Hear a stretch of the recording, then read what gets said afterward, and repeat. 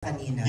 Yung two lead actors natin. But wait, since we're pressed for time, please limit your question sa isa lang. Yeah, one or two. Kasi kinakailangan natin, kinakailangan nating mapanood na yung pelikula. Sige. Our first question will come from Romel Gonzalez of PEP. Yes, hello. Good evening. My first question is for Maxine. Maxine, nung press con kasi napag-usapan na supposedly dito sa film, magpapakalbo ka. Anong nangyari? Yun na. Week lang po siya. Yun na. Can I have the mic? Mic. Hi, Pao. Hello, good afternoon everyone. I am Maxine Trinidad Polet. Going back with the question, sa magpapakalbo po, it was already an original plan, but also there's like a sudden changes sa production na talagang kinakailangan na meron pa talaga akong hair kasi may kailangan pa kaming i-finalize regarding with that. So, kaya what do you call this? They accept. Okay, napag-accept na hindi na lang kakalbuhin para mas okay yung continuity. Thank you. And for my last question is for Mr. Jeffrey Santos. Yes, Mr. Santos. Kasi pansin namin, madami kang kasamaan ditong medyo kabataang artista. And you were once a very popular teen actor. So itong mga kabataang artistang ito, anong masasabi mo? Meron bang nag-attitude or mababait namang katrabaho? Lahat. And anong payo mo sa kanila? Well, hindi naman lahat kami magkakasama sa eksena. So the actors and actresses that I acted with, collaborated with, ang isang eksena naman talaga yung sa collaboration, di ba? So hindi gaganda ang eksena kapag yung mga kasama mo sa loob, hindi umaarte na maganda. So sa nakikita ninyo sa pelikula mamaya, lahat ng eksena namin are well executed. So I could very well say, with all confidence, na lahat ng co-actors ko dito are more than great pagdating sa acting. Advice mo sa Just mga younger keep your stars? feet down, yun lang. Just keep yourself grounded, yun lang. Ayun. Thank you and congratulations. Salamat po, Mr. Gonzalez.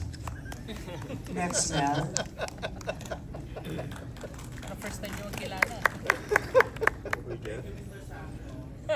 Mel?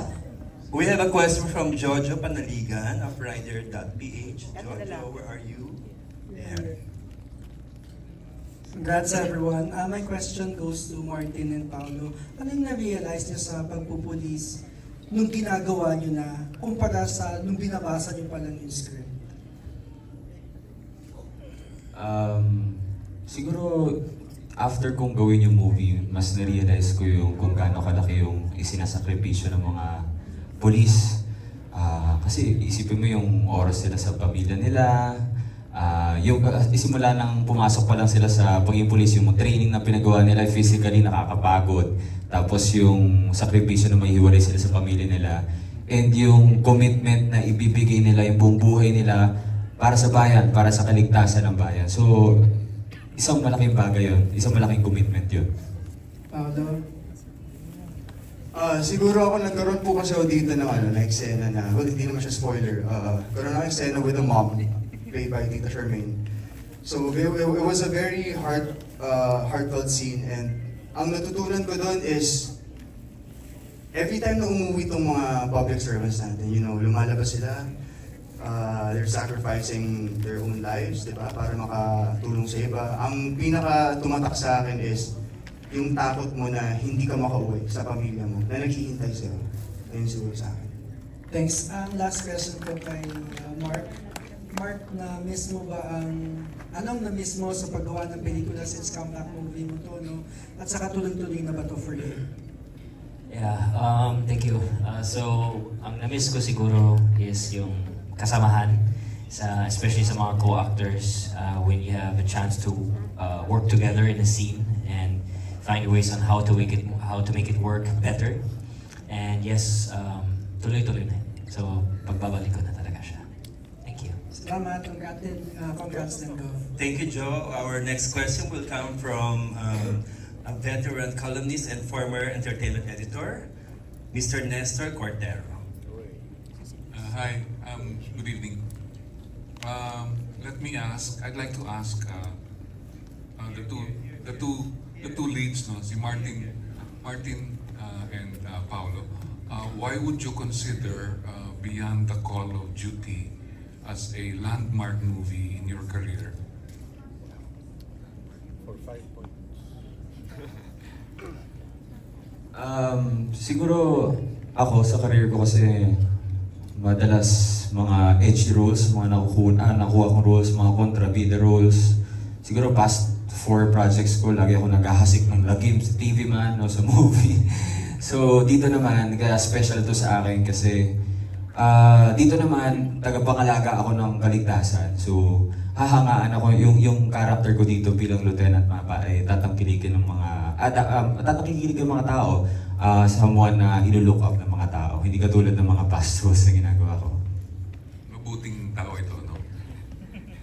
Siguro po sa akin, syempre, marami pong mga action na pelikula. Maraming action movies na nandyan. And masasabi kong itong pelikula na to ay landmark sa aking careers because syempre, kahit action yung iba and action din to, ito may kanya-kanyang kwento.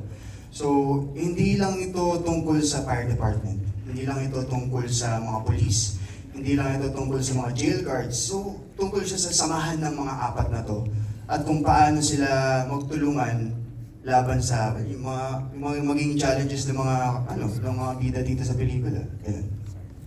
Si Director JR, ang laki ng cast ng movie mo, no? So, how were you able to gather this big cast? At saka, anong challenge ng producing, directing a movie with such a huge cast? Okay. I would like to take this opportunity to all of the supporters, especially from Philippine National Police, former Chief PNP Romel Francisco Marbil, sir, and the OLCFI, PNP of OLC Foundation Incorporated. Sila po kasi yung talaga yung tumulong when it comes to, kasi hindi natatapos yung pelikula. Pag meron kang budget, sige, gawin mo yung pelikula. Pero paano mo yung marketing, no? So we need to have a market since our Philippine cinema is very, hindi naman dying, but mahirap na talagang i-market ngayon dito sa local.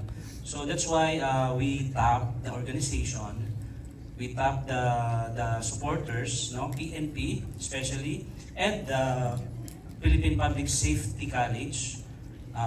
Palakpakan natin. Nandyan po si Police Brigadier General Ferdinando Sevilla, President. Tsaka nandyan din po yung Bureau of Fire, no? Yung ating Bureau of Fire, no? Mahirap gumawa ng ganitong pelikula. Tama ka ni Stores, napakalaking movie, napakalaking pelikula. Hindi ito nakagawa ng ibang sigurong director or ibang production, pero kami lang po. At kung hindi dahil kay Governor Chavit Singson, hindi po maging pelikula ito. Gov, maraming salamat sa pag-support, no? Sa pag-tiwala sa amin. Dahil hindi lamang biro ang cost ng pelikula ito. Kay Ma'am Stephanie Singson, maraming salamat din po sa pagbantay sa aming pelikula. Napakalaki, tama kayo, napakalaking pelikula. You can see the production value later. Tapos, yung cast naman, napakadami, almost 30 yung aming cast dito. So, kasama po yung mga special roles natin, mga nasa 1,000 po. Kasama po yung mga roles natin, yung mga PNP. At pasalamatan ko yung ating cast dito na nandito ngayon, yung ating QCPD SWAT team. Andyan sa likod. Sila po ay ang team din Ricky Mapa. Isang tayo lang naman dyan. Okay, dito po yung team leader nyo. Ikwento ko lang ng konti lang. Dahil kay OLCFI, hindi kami maglalakas loob na gawin yung pelikula kasi wala kaming contact, wala kaming connect. Hindi namin alam kung paano ipanood ito sa kapulisan. Kung di dahil kay PPSC, hindi namin alam paano gawin yung cadet story ng Bureau of Fire. Kung hindi dahil kay Bureau of Fire, hindi kami makakapag-shoot with fire truck, no? Tsaka yung mga sunugsi namin. So, napakahirap. Pero with that, napakagaling naman yung aking mga artista dito. Although, mga veterano na yung nandito, Simon Ibarra, yan, si Jeffrey Santos. We have there, meron pa tayong cast yan sa taas. Meron tayong Dindo Arroyo at meron tayong Mark Newman. Siyempre, patayuin natin yung anak ni Gov Chapit Singson, si Christian Singson, ang isa din sa lead cast ng ating pelikula. And siyempre, yung ating support, no, na maraming umarte, maraming yung ating mga veterano like Lovely Rivero. Nandiyan sila, nandiyan si Shermaine Santiago. Nandiyan si Lance Lucido, si Sir Director Romeo Magsalos. Sir, maraming salamat. Talagang magaling, no?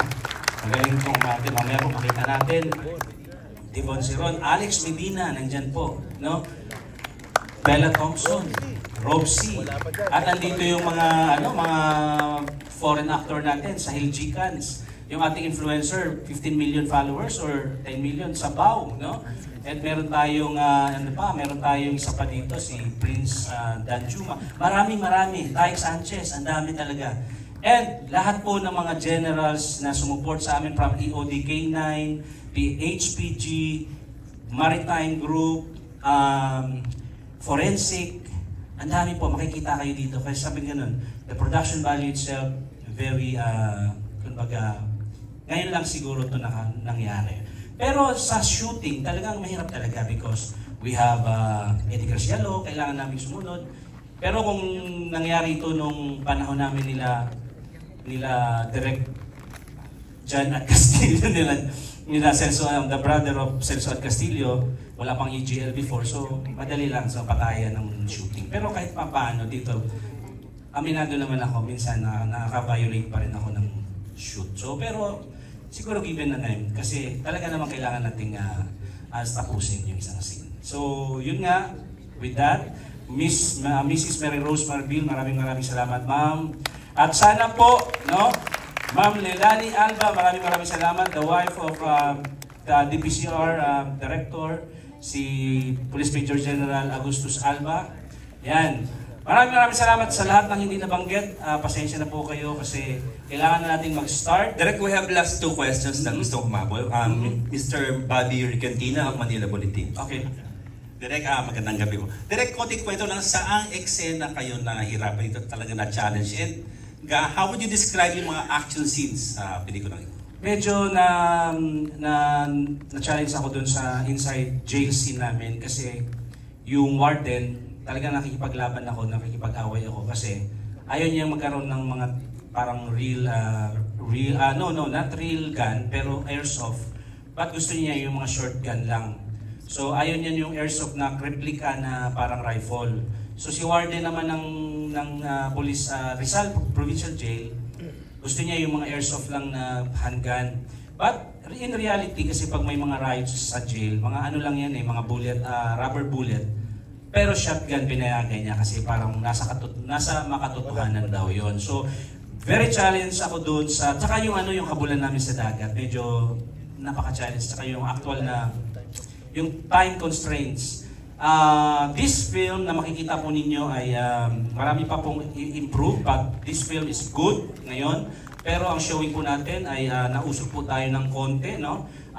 Hindi po, kumbaga, yun na rin doon sa constraint ng ating marketing. September 3 po ang hiningi sa atin ng ating mga partner na para meron po tayong time to promote, time to sell our Watch and Win movie raffle promo, yung ating kasi po pakwento ko po sa inyo, meron po kami binibentang movie ticket, no? Para kaming concert, nagbebenta po kami ng advance ticket kasi nga as I said kanina, medyo dying po yung pelikula, kaya ang ginagawa namin, nagbebenta kami ng advance ticket, pero ang kagandahan doon, you can watch for free and then you have the chance to win 2 vehicle from Governor Chapit Singson. Palakpakan po natin. Thank you, Direk. Yung na yan, August 20. And then, pasalamatan ko pala yung aking mga production staff, production crew na nandito, no? Siyempre, yung Outpost Visual Frontier, Jantan, maraming salamat. Sila po yung nagpuyat. From May 17, nagkaroon na ng showing ng May 26. Biruin nyo, May 17, tapos nagkaroon kami ng preview ng May 26. Kaya grabe yung puyat nila sa Lahat po ng cast, maraming salamat sa Cyrus Imperial, Marlon Manse, Maraming salamat sa inyong lahat. And thank you. Yeah. Before the last question, Maxine, ito yata ang pinakamalaki mong pelikula so far. Anong pakiramdam? I am very blessed and this is very unexpected. Sa pagkakaalam, para po malaman ko na lahat, I auditioned for this role. Hindi ko makakalimutan, I was number 69 that time. Umabol ka. Yes. Because I was like, this type of movie is something that a dream come true. Kasi po, ako po ay nanggaling sa pamilyang pulis. At alam ko yung sakripisyo na binibigay, lalo na ng tatay ko. Nagtataka ako bakit hindi ko sila kasama sa Pasko. Kasi mas inuuna nila yung public safety ng bayan. And that is something na talagang, sabi ko, kaya pala nagsasaludo yung mga tao. It's for a reason. They earned that salute. So for me, playing the role that will strengthen the integrity of the PNP, it's a really dream come true. Dapat ba mag-enroll ka sa PNP dati? Or dahil nag-artista ka na, stop? I actually took the Philippine National Police admission test, cadetship admission test, and I passed. But for me, I asked for God's sign. Kaya pala hindi ako tinuloy maging kadete para pala i-portray ang buhay ng isang kadete. Andito ka naman sa Beyond Call of Duty. Yeah. Si Martin, anong masasabi mo sa co-actors mo, Paolo and Maxine, dahil first time yung yata nagsama-sama? And nagbago ba ang impression mo sa kapulisan nung ginampanan mo ang role na ito? Impression mo na sa mga... First time ko makawork si Maxine, first time ko makawork din si Paolo. So, wala, masaya naman tayo sa set. Very professional and napakahusay nila. Lahat naman kami dito nagtutulungan para pagandahin yung eksena. Minsan may mga challenges sa set, ganyan, pero we see to it na gawing authentic yung pag-portray namin dito sa mga roles na ginagampanan namin. Sa mga kapulisan, kung paano nagbago, ever since naman ako, mataas ang respeto ko sa mga pulis. Pero matapos ng movie na to, mas lalo pa. Kasi yun nga, tulad ng mga nabanggit ko kanina yung sakripisyo na ibinigay nila. So, yun po. Salamat. Pagsalitain na natin si Tyke Sanchez. Is this your first film? Magpakilala ka muna sa amin. For the information of everyone. Hello po, ako si Tyke Sanchez. Well, this is my first film na ginampanan ko as a sporting role talaga. Ayun po. So, you're from TV5? Yes po. Okay. Advance ako nito. Hindi pa na-announce. Dapat i-announce. Yeah. Andiyan si Jeffrey. Surprise! Anyway, last question na from Cesar Batingal of Net25. Question po for Direk. Direk, may changes po ba sa mga programs ng Beyond the Call of Duty now, the PNP sa new leadership?